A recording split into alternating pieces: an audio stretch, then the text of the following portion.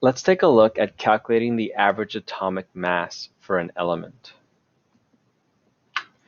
Our goal is to know and learn how to calculate the average atomic mass for an element using its isotopes.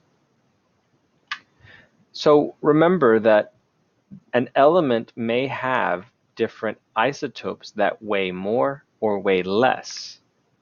Because of this, the numbers that we see on the periodic table as the atomic mass is actually an average of all of those isotopes.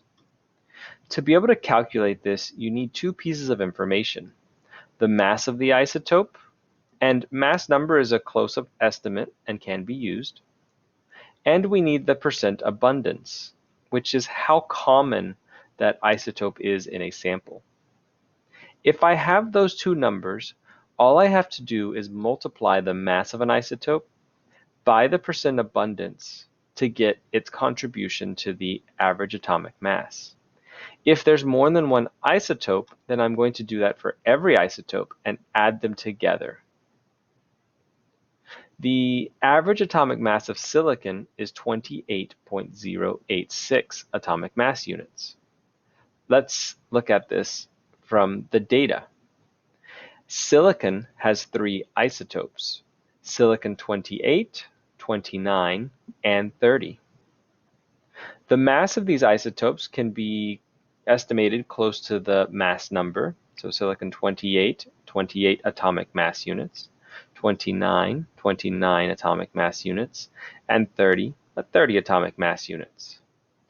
The percent abundance is going to be determined experimentally through some experiment.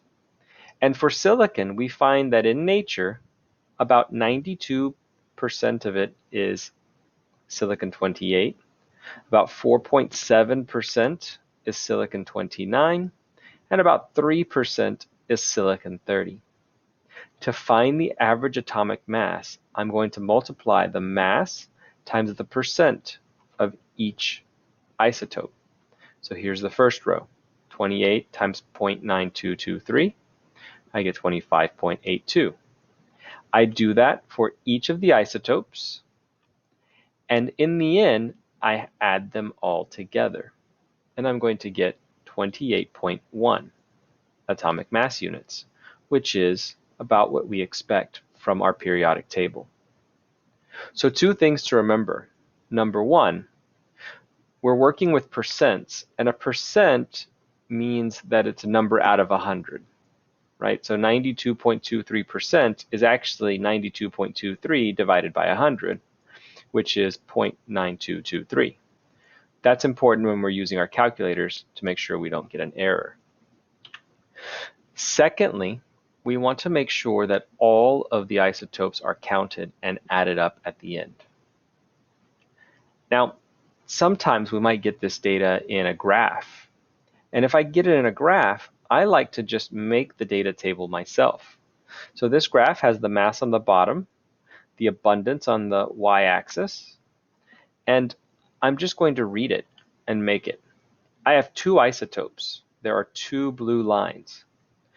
There's one line at 10 atomic mass units, the mass is 10, one at 11, mass of 11. The one at 10 is 19.9%. The one at 11 is 80.1%. I'm going to multiply them across, add them up, and there's my atomic mass for this element, 10.8.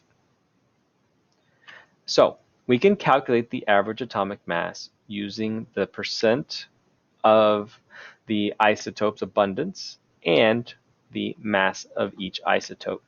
We add them all up and we get an answer. The easiest way to do this is to organize our information into a data table, and that allows us to multiply across and then add all the numbers nice and neatly.